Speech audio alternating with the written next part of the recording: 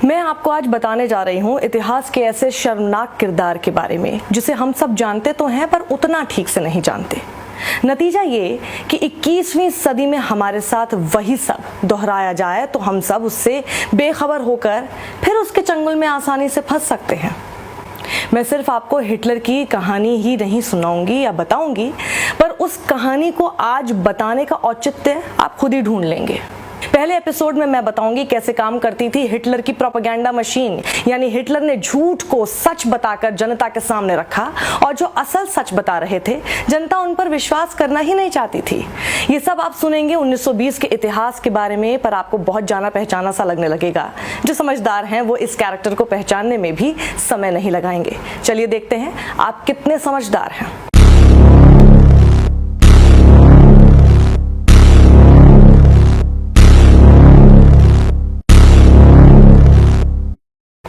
देखिए प्रोपेगेंडा कैसे काम करता है। 1920 के दौर में हिटलर बड़े बड़े जाने पहचाने चिन्हों, शब्दों और तस्वीरों से जनता का ध्यान खींचने की कोशिश करने लगा था। हिटलर ने जर्मनी को पहले बताया कि उनका एक दुश्मन है। जब आप किसी को बताते हैं कि वो आपका दुश्मन है, बस आपकी सारी मुसीबतों की जड़ वही है, तो आप बाकी सब काम छोड़कर उसी ख्याली दुश्मन को तबाह करने में अपनी सारी ताकत झोंक देते हैं। लेकिन सवाल था कि आखिर वो दुश्मन है कौन। अब अगर वो दुश्मन आपकी पकड़ से बाहर का हो तो आप अपना समय उसमें बिल्कुल बर्बाद नहीं करेंगे। तो हिटलर ने जर्मनी को समझाया कि ये दुश्मन और कोई नहीं, हमारे ही अपने देश में है। ये सब हिटलर ने कैसे किया? हिटलर ने खुद से अपने आप को जोड़ने के लिए एक सिंबल यानी चिन्ह का इस्तेमाल शुरू किया, स्वास्तिक। फिर चाहे हवा में जहाज से बनाई गई फॉर्मेशन हो, बिल्डिंग हो या कब्रिस्तान, हर जगह यही चिन्ह इस्तेमाल होने लगा, जिसका संदेश था अनुशासन, ताकत। लेकिन अभी भी समझना जरूरी है कि ऐसी नौबत आई ही क्यों कि अनुशासन का संदेश देकर हिटलर जर्मनी पर राज कर पाया, जिससे आज भी जर्मनी के लोग खुद को कोसते हैं। क्योंकि ऐसा करने के लिए कोई तो बड़ा कारण या घटना होनी चाहिए जिससे लोग खुद को कमजोर समझने लगे हों और अंदर से टूट चुके हों। तो इसकी शुरुआत हुई पहले विश्व युद्ध की हार से। हिटलर ने देखा कि अलाइड फोर्स ने बहुत हद तक अपना युद्ध प्रोपेगेंडा की मदद से जीता था। प्रोपेगेंडा अक्सर अखबारों, मीडिया, पोस्टर, स्लोगन, फिल्मों से फैलाया जाता है। वो टेलीविजन से पहले का दौर था, लेकिन फेक न्यूज या अधूरा सच प्रोपेगेंडा का हमेशा से हिस्सा रहा है। जो युद्ध आपकी मनोदशा पर वार करते हैं उसका एक ताकतवर हथियार है प्रोपेगेंडा। लेकिन प्रोपेगेंडा तभी चल पाता है जब उसका कनेक्शन वास्तविक घटनाओं से किसी तरह से जुड़ा हुआ हो, या जिसे अंदर ही अंदर कुछ लोग सच मानते हों। बस उन्हें उस बात को कहने वाला कोई तो चाहिए। 1919 में जर्मनी को ट्रीटी ऑफ वर्साई साइन करते हुए काफी पैसा देना पड़ा, जिसके बाद जर्मनी के पास कुछ बचा ही नहीं। तो पहले विश्व युद्ध में जर्मनी को जो शर्मनाक हार मिली, उसका इस्तेमाल हिटलर जर्मनी को यह सपना दिखाने में लगाता रहा कि जर्मनी दोबारा से महान देश बन सकता है और हिटलर ही उसे महान बनाएगा, नया बनाएगा। लेकिन जर्मनी के लोगों को अपने फायदे के लिए वो तभी इस्तेमाल कर सकता था अगर उसके पास कोई प्लेटफॉर्म हो। तो सितंबर 1919 में हिटलर ने एक छोटा राइट विंग नेशनलिस्ट ग्रुप, दोबारा सुनिए, हिटलर ने एक छोटा दक्षिणपंथी राष्ट्रवादी समूह ज्वाइन कर लिया। इस ग्रुप में नाम मात्र ही सदस्य थे। 2 महीने के अंदर ही हिटलर ने ऐसा कब्जा जमाया कि वो बेहद जरूरी शख्सियत के तौर पर उभरने लगा।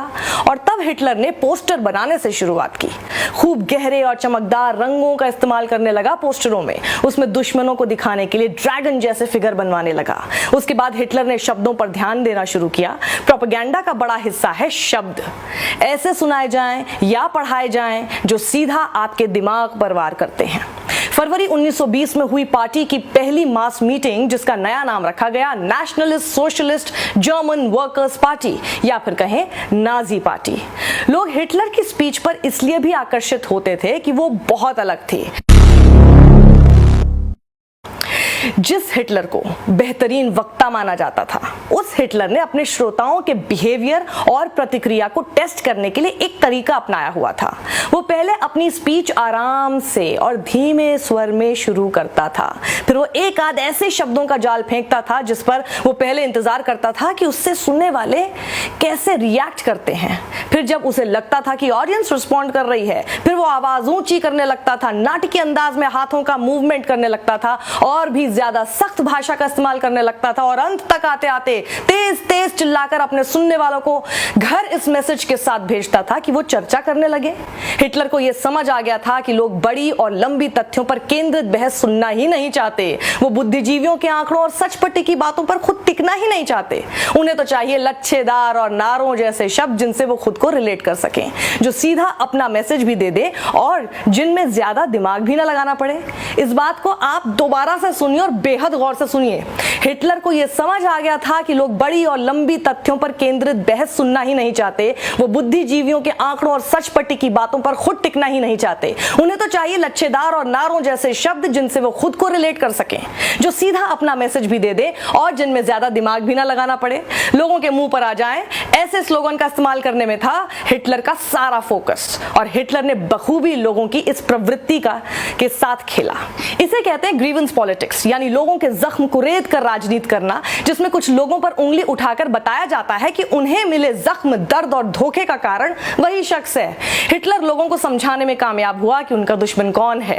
हिटलर ने बताया ज्यूज और बोल्शेविक्स उनकी हार का कारण है।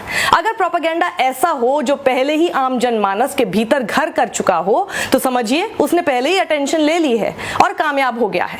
इसी चीज पर स्ट्राइक किया हिटलर ने, और प्रोपेगेंडा चलने पर गद्दार, पीठ पर छुरा भोंकने वाले जैसे शब्दों का इस्तेमाल धड़ल्ले से होने लगा। एक बार और सुनिए, गौर से सुनिए। प्रोपेगेंडा चलने पर गद्दार, पीठ पर छुरा भोंकने वाले जैसे शब्दों का इस्तेमाल धड़ल्ले से होने लगा। लगता ना जाना पहचाना। अपने इस प्रोपेगेंडा को और तूल देने के लिए दिसंबर 1920 में न्यूज़पेपर शुरू किया, जिसका मतलब था पीपल्स ऑब्जर्वर। हिटलर ने विजुअल प्रोपेगेंडा यानी तस्वीरों के जरिए झूठ फैलाकर अपना फायदा करने की कोई कसर नहीं छोड़ी थी। यह प्रोपेगेंडा इस कदर आगे तक पहुंच गया था कि नाजी पार्टी अपने कार्यकर्ताओं को अपने विपक्षियों की मीटिंग में भेजती थी। वहां इसके कार्यकर्ता लोगों से मार पिटाई करते थे ताकि अपने विपक्षियों के अखबारों में खबर बनकर छप सके। पब्लिसिटी की ये भूख हिटलर पर तो हावी थी, लेकिन उसने समझ लिया था कि पब्लिसिटी कैसी भी हो, वो लोगों के जुबान पर आनी चाहिए बस। हिटलर की ये प्रोपेगेंडा मशीन यही नहीं रुकी। कैसे जर्मनी की जनता वो बन गई जो उससे नहीं बनना चाहिए था। कैसे एक व्यक्ति के फैलाए झूठ को जर्मन सच मानकर राष्ट्रवाद की आड़ में वो सब करने लगे जिसके लिए इतिहास उन्हें आज भी माफ नहीं कर सकता। इस सीरीज के अगले एपिसोड का करें इंतजार, जिसमें मैं बताऊंगी इस हिटलर का भी एक गुरु था जिसे देखकर वो इतना दुष्ट और नीच बन सका। फोटोग्राफर और कैमरा के लिए हिटलर की ऐसी दीवानगी देखिएगा जो जानी पहचानी सी लगने लगेगी। ये सब देखिए दूसरे एपिसोड में। तब तक इस वीडियो को शेयर करना ना भूलें, ताकि दुनिया का हर देश उस इतिहास को जाने जिसे जानते हुए भी अपने यहां दोहराने का मौका नहीं देना है। नमस्कार।